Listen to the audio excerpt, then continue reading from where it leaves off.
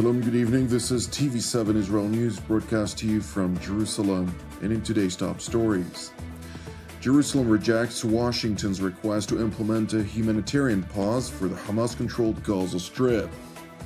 Hezbollah seemingly capitulates to U.S. deterrence, claiming that it would increase its fighting in a gradual manner to distract IDF forces obliterating Hamas in Gaza. Germany warns Iran and its proxies not to escalate the Israel-Hamas war into a multi-sector conflict. Israel's military advance in the Hamas-controlled Gaza Strip is slow, yet seemingly successful. IDF Chief of General Staff Lieutenant General Herzi Halevi addressed the latest developments as the IDF has made substantive strides in encircling Gaza City, essentially cutting it off from the southern part of the terror-infested enclave. אנחנו בעיצומה של המלחמה, התקדמנו שלב משמעותי נוסף, והכוחות נמצאים כעת בלב פעולה קרקעית בצפון רצועת עזה. לוחמי צה"ל פועלים בימים האחרונים בעיר עזה, מחתרים אותם ממספר כיוונים, מעמיקים את הכניסה, ואנחנו מעמיקים גם את ההישגים. כוחות נלחמים במרחב בנוי, צפוף, מורכב, דורש לחימה מקצועית מאוד והרבה תעוזה. כוחות היבשה מלווים על ידי מודיעין מדויק וסיוע אש מהאוויר ומהים. השותפות הזו זה הסוד שלנו. היא מגבירה את ההישגים והיא הופכת את הלחימה לאפקטיבית הרבה יותר. לוחמים מנהלים קרבות פנים אל פנים מול אויב אכזר, כשלצידם יתרון ברור. הרעות ורוח הקרב זורמות בעורקים, רוחה של החברה הישראלית וצדקת הדרך שלנו מלוות אותנו כל הזמן, וזה מורגש מאוד, זה חשוב מאוד. While Jerusalem's military objectives are getting accomplished, the heavy price which Israeli troops are sacrificing for the nation of Israel, its security and freedom are very high. למלחמה הזו מחיר כואב וקשה. זהו חלק בלתי נפרד מהבטחת ביטחוננו כאן. איבדנו מטובי בנינו בלחימה, אנחנו מחבקים אלינו את משפחותיהם, ועם הרוח והזיכרון שלהם נמשיך וננצח. The IDF's top commander went on to praise the heroic operation that successfully rescued a 19-year-old IDF soldier earlier this week who was abducted by Hamas during the October 7th massacre. השבוע התרגשנו כולנו כשהחיילת אורי מגידיש שבה למשפחתה, רגע מאחד, רגע משותף. אני מרשה לעצמי לומר, אחרי שנים של שירות מבצעי עשיר, היה לנו לילה דרמטי במבצע החילוץ הזה. עם החלטות מורכבות, עם סיכונים ועם סוף טוב. אורי היא כמובן עולם ומלואו, אבל אנחנו גם יודעים שהפעולה הזו היא טיפה בים. יש לנו מחויבות עמוקה לעשות הכל, להחזיר הביתה את החטופים כולם.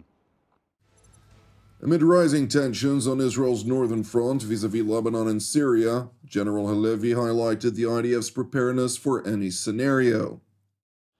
אנחנו משמרים מוכנות גבוהה בכל הזירות, פועלים בגבול הצפון, לוחמים בנחישות בטרור הפלסטיני ביהודה ושומרון, בדגש על ארגון חמאס, ומחויבים כל הזמן להיות מוכנים להתרחבות התרחישים גם לזירות נוספות.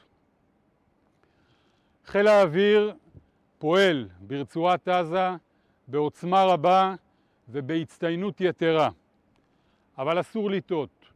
אנחנו מפעילים ברצועת עזה פחות ממחצית מכוחו של חיל האוויר. רוב הכוח ערוך ומוכן עם פצצות על הכנפיים ואנשים שמוכנים לזנק בכל רגע אל המטוסים, לצאת ולתקוף גם בזירות אחרות ברגע שידרש. Meanwhile, Israeli Prime Minister Benjamin Netanyahu held an address to the nation, during which he recounted his meeting with IDF troops along the front line with the Hamas-controlled Gaza Strip. אנחנו בעיצומה של המערכה. הגנה מאוד תקיפה בצפון, עם חילופי אש, מערכת תקיפה בדרום. אנחנו בפאתי העיר עזה, מתקדמים, בנחישות, עם הישגים מרשימים. לצערי יש לנו גם אבדות, וכל אחת מהן היא עולם ומלואו שהלך, ואנחנו דואבים יחד עם המשפחות. ועם זאת אנחנו נחושים מאוד להמשיך להשיג את מטרת המלחמה, שהיא מיטוט שלטון החמאס. אני חייב להגיד לכם שאני בא עכשיו מפגישה נוספת עם לוחמים שהיו בקו האש, חלק הגיעו בפחות משעה ממרכז הארץ לרצועת עזה באותו יום שבת, ונלחמו, איבדו חברים, נלחמו כמו אריות. ואתם צריכים לראות את האש שלהם בעיניים. ואחד מהם אמר לי מה שאני באתי להגיד להם. הוא אמר, אדוני ראש הממשלה, אני רוצה שתדע, יהיה לנו קשה, אבל אנחנו לא עוצרים. אמרתי לו שאנחנו לא עוצרים. אנחנו ממשיכים הלאה עד לניצחון. It is important to know that U.S. Secretary of State Antony Blinken arrived in Israel today, during the course of which he urged Jerusalem's leadership to facilitate a humanitarian pause of hostilities that could potentially enable a steady stream of humanitarian goods into the Hamas-controlled Gaza Strip.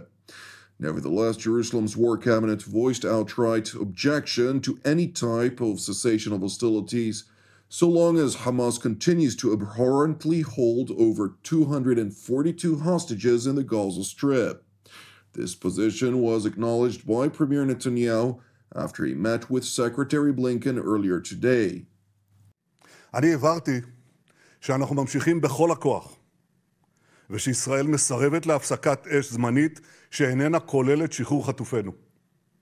ישראל לא מאפשרת הכנסת דלק לרצועת עזה, ומתנגדת להעברת כספים לרצועה.